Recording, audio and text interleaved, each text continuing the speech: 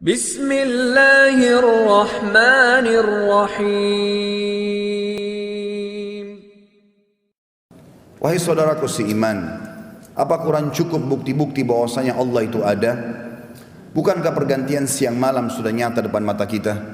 Bukankah turun hujan dari langit yang kita hanya mengetahui air yang turun, tanpa kadang-kadang kita bertanya siapa yang menurunkannya, siapa yang mengatur kadarnya? Kenapa musim hujan selalu ada?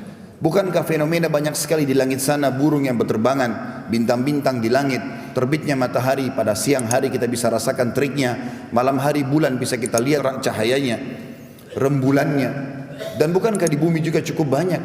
Bahkan di dalam diri kita sendiri tanda-tanda kebesaran Allah sangat besar.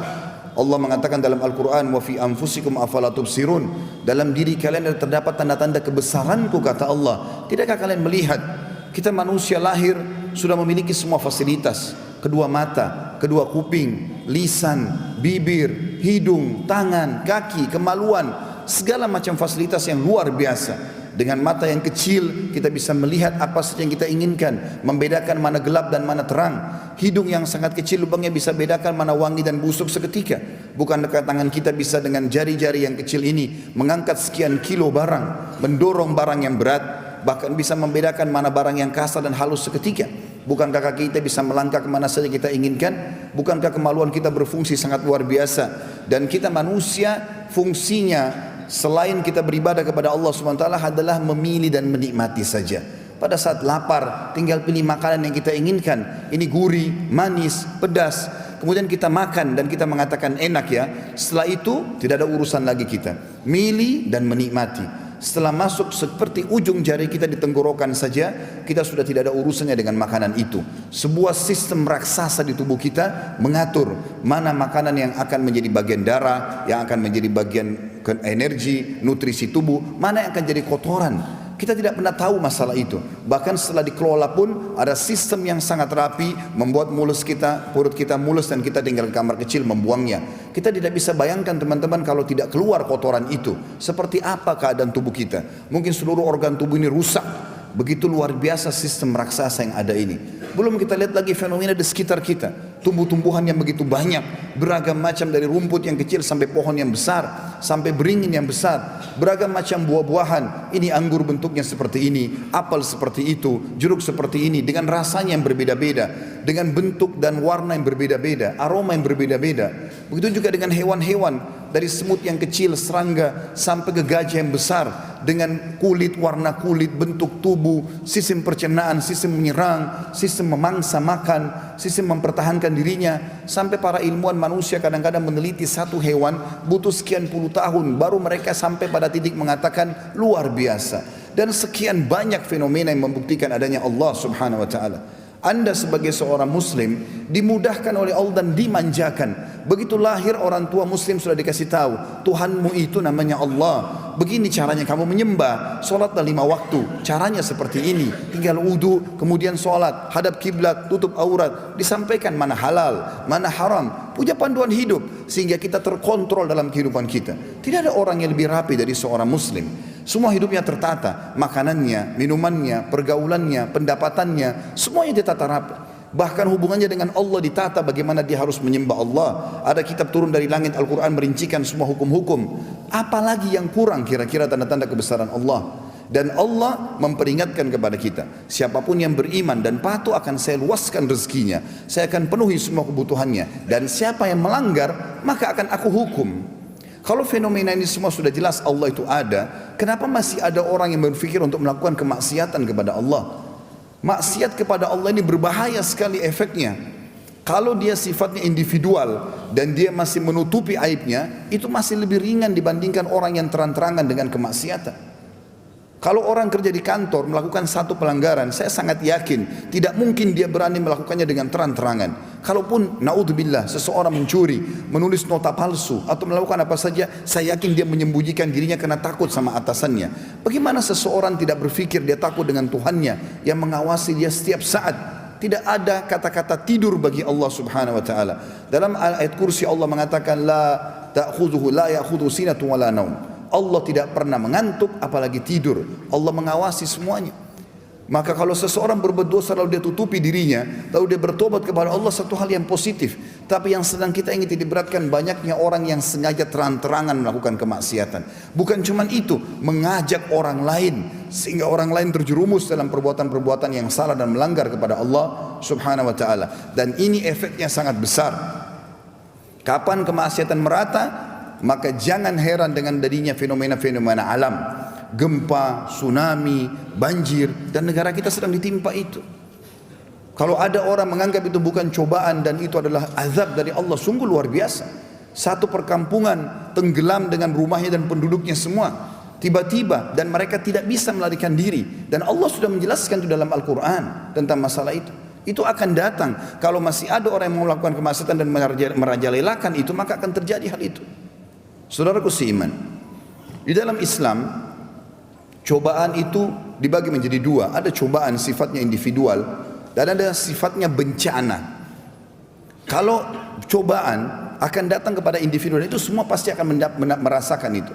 Tidak ada orang di antara kita yang tidak akan sakit, tidak akan dicoba oleh Allah SWT. Pasti akan dicoba semuanya. Dan Allah mengatakan di dalam Al-Quran, dalam surah Al-Baqarah ayat 155, A'udzu billahi minasyaitonir rajim wa lanabluwannakum bisyai'in minal khaufi wal ju'i wa naqsin minal amwali wal anfusi wath thamarat wa basyiris sabirin. Kami pasti menguji kalian secara individu. Pasti kalian sakit. Tidak ada orang sehat terus, pasti akan sakit. Ada saatnya orang senang, ada sedih. Ada saatnya dia lapar, kemudian nanti dia kenyang. Dicoba oleh Allah Subhanahu wa taala. Setiap hari pun ada cobaannya. Kami pasti menguji kalian secara individu dengan sedikit ketakutan, kelaparan, dan juga kekurangan harta, juga jiwa, dan hasil panen buah-buahan. Dan sampaikanlah berita gembira kepada orang-orang yang sabar. Akan datang itu. Orang kafir, orang beriman akan datang ujiannya. Juga teman-teman sekalian, ini akan saya jelaskan lebih jauh nanti sebab-sebabnya cobaan-cobaan yang pribadi ini. Kalau bencana yang datangnya merata seperti kasus tsunami, banjir, longsor, apalah kira-kira yang banyak merata, kena semua orang, maka ini Allah sebutkan dalam surah Al-Anfal, surah nomor 8 ayat 25. A'udzu billahi minasyaitonir rajim. Wattaqu fitnatan la tusibanna alladhina zalamu minkum khassa wa'lamu annallaha syadidul iqab. Hati-hati kalian dengan siksaan bencana yang merata yang tidak menimpa orang-orang zalim saja di antara kalian. Bukan cuma pelakunya, kalau sudah datang, maka akan datang memukul rata semua orang yang ada di lokasi itu. Dan ketahuilah bahwa Allah kalau datang siksaannya amat keras. Ya. Saudaraku seiman, apa yang terjadi sekarang di negara kita harus jadi pelajaran. Jangan tunggu semua kota di Indonesia ditimpakan musibah baru mau sadar. Ambil pelajaran dari apa yang sudah terjadi. Ini semua banyak penyebabnya yang sudah dijelaskan dalam Al-Quran 1400 tahun lalu. Sebab-sebab bencana yang pertama adalah penolakan terhadap perintah-perintah Rasul Muhammad SAW. Di dalam Al-Quran surah Yunus, surah nomor 10 ayat 13 Allah berfirman, A'udzu billahi minasyaitonir rajim. Wa laqad ahlaknal quruna min qablikum lamma zalamu ja'atuhum rusulun bil bayyinati wa ma kanu liyu'minu kadzalika najzil qaumal mujrimin. Yang artinya, sesungguhnya kami telah membinasakan umat-umat sebelum kalian, hai umat Muhammad, ketika mereka berbuat kezaliman. Apa kezaliman mereka? Dosa, atau padahal sementara rasul-rasul mereka telah datang kepada mereka dengan membawa keterangan-keterangan yang nyata. Ini halal, nikmati. Ini haram, jauhi. Tapi mereka sekali-kali tidak mau beriman. Demikianlah kami memberi pembalasan terhadap orang-orang yang berbuat dosa. Berapa banyak sunnah-sunnah Rasulullah SAW yang ditinggalkan. Begitu diingatkan malah dijauhi. Malah orang-orang yang berusaha dekat dengan perintah-perintah Allah dan Rasulnya alaihissalam dimusuhi. Kenapa orang ini begini? Ini orang terlalu alim, tidak usah diajak berteman. Bahkan kalau dia coba jujur di kantornya, di instansinya malah dimusuhi. Subhanallah. Pelanggaran yang terjadi di satu tempat teman-teman sekalian, baik itu lingkup kantor saja yang kecil, kalau merata maka azab akan datang merata di lokasi itu. Kalau anda tinggal di satu komplek perumahan 15 rumah, 13 rumah ahli maksiat, dan itu sudah diingatkan tidak mau dengar, maka akan merata, semuanya akan kena. Ini bahaya sekali. Kecuali dalam keadaan satu, anda betul-betul sudah meluruskan kesalahan mereka dan berusaha untuk mengingatkan, dan itu pun dengan ikhlas. Ya, kita tidak ikut-ikutan dalam masalah itu, baru bisa. Kalau tidak, tidak bisa. Berapa banyak teman-teman perintah Nabi SAW dianggap remeh, dan ini banyak sekali. Masjid-masjid kosong, Al-Quran cuma jadi hiasan saja. Orang-orang berlomba-lomba pergi haji, pulang beli Al-Quran cuma dipajang di dekat ranjang antara dia sama istrinya, tidak dibaca sama sekali. Anak-anak tidak pakai jilbab, istri tidak pakai jilbab. Pelanggaran-pelanggaran agama terjadi. Nabi SAW sudah ingatkan tidak boleh, tapi tetap dilakukan. Ini kenapa terjadi? Jadi kalau dibiarkan maka akan menjadi penyebab, salah satu penyebab utama dari datangnya bencana itu. Yang kedua, meratanya dosa besar. Hampir seluruh masyarakat mayoritasnya melakukan hal tersebut. Allah sebutkan di dalam surah Al-An'am, surah nomor 6 ayat 6. A'udzu billahi minasyaitonir rajim. Alam yarau kam ahlakna min qablihim min qarnin makkannahum fil ardi ma lam numakkin lakum wa arsalna as-samaa'a 'alaihim midrara wa ja'alna al-anhara tajri min tahtihim fa ahlaknahum bidhunubihim wa ansha'na min ba'dihim qarnan akharin. Artinya, apakah mereka tidak memperhatikan berapa banyak generasi yang telah kami binasakan sebelum mereka? Padahal generasi itu telah kami teguhkan kedudukan mereka di muka bumi, yaitu keteguhan yang belum pernah kami berikan kepada kalian. Dan kami curahkan hujan yang lebat kepada mereka, dan kami jadikan sungai-sungai mengalir di bawah mereka. Kemudian kami binasakan mereka karena dosa mereka yang merata, dan kami ciptakan sudah mereka generasi yang menggantikan mereka. Juga dalam surah Isra, surah nomor 17 ayat 17 Allah berfirman, A'udzu billahi minasyaitonir rajim. Wa kama halakna minal quruni min ba'di Nuh wa kafa bi rabbika bidzunubi ibadi khabiran basira. Berapa banyak kaum yang telah kami binasakan setelah kaum Nuh. Nabi Nuh dulu sudah dibinasakan kaumnya, yang selamat cuma ada di atas kapal, dan itu sudah harus jadi pelajaran. Hampir seluruh dunia ini tahu kisahnya Nabi Nuh alaihissalam. Walaupun orang-orang itu kafir, mereka sampai membuat film-film tentang Nabi Nuh alaihissalam karena tahu tentang kejadian kiamat kecil pada saat itu. Tapi Allah bilang subhanallah, dan berapa banyak sesudah Nuh pun kami binasakan lagi karena mereka melakukan dosa-dosa, dan cukuplah Tuhan maha mengetahui dosa-dosa hambanya. Dan ini subhanallah fenomena depan mata kita. Yang paling besar dalam dosa ini teman-teman adalah kezaliman.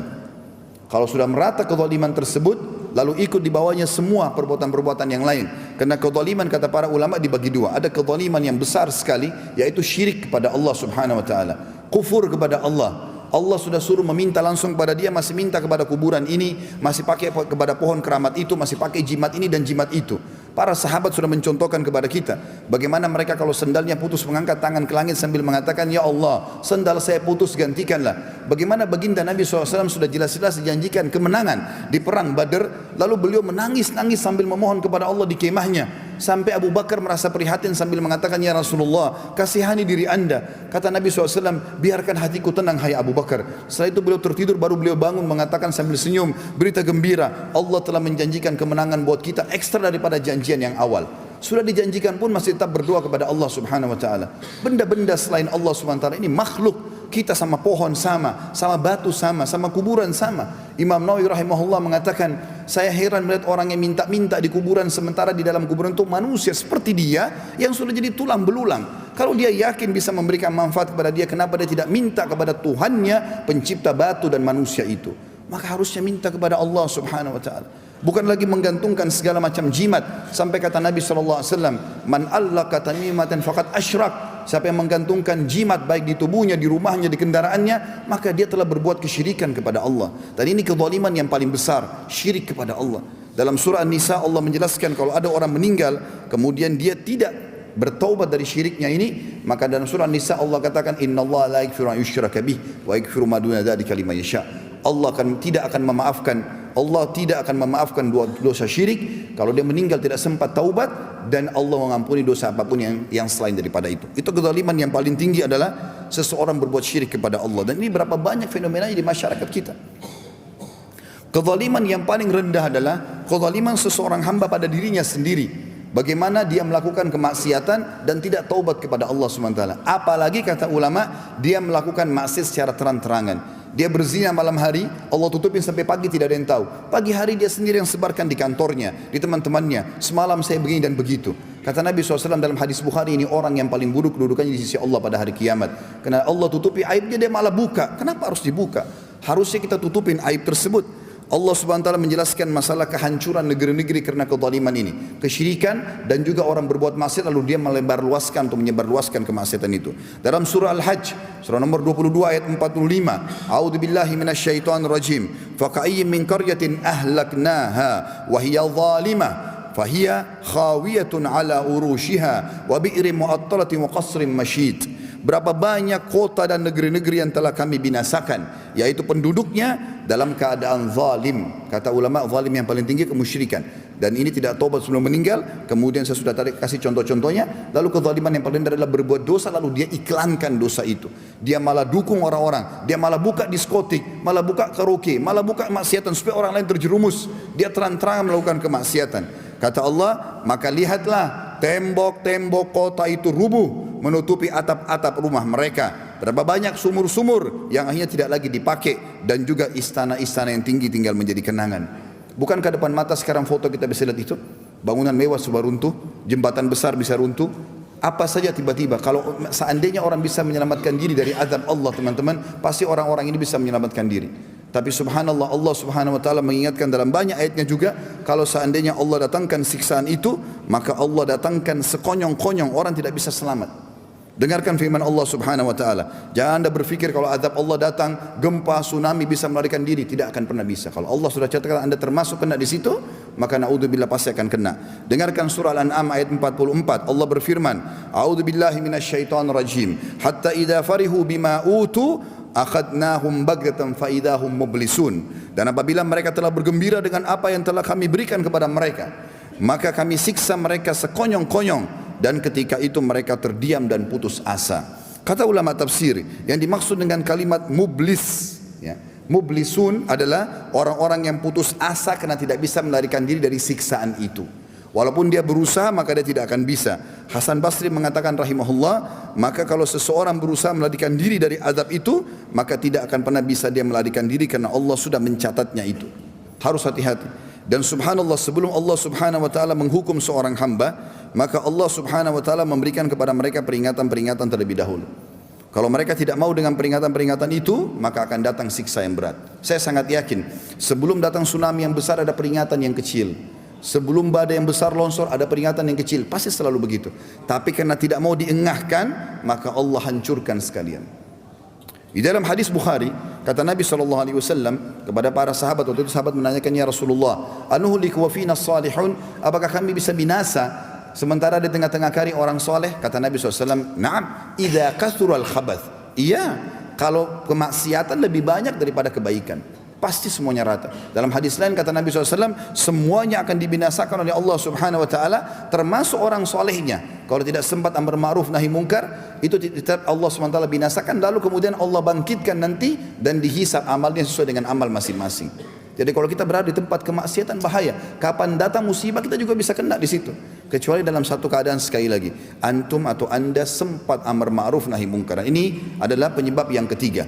Selain daripada kezaliman tadi sudah kita jelaskan, dan menolak, pertama menolak ya perintah Rasulullah SAW atau meninggalkan atau mengerjakan banyak larangan beliau. Kemudian yang kedua adalah dosa besar yang merata, diantaranya kezaliman puncaknya, dan yang ketiga adalah tidak amar ma'ruf nahi mungkar. Dan ini juga perlu digarisbawahi.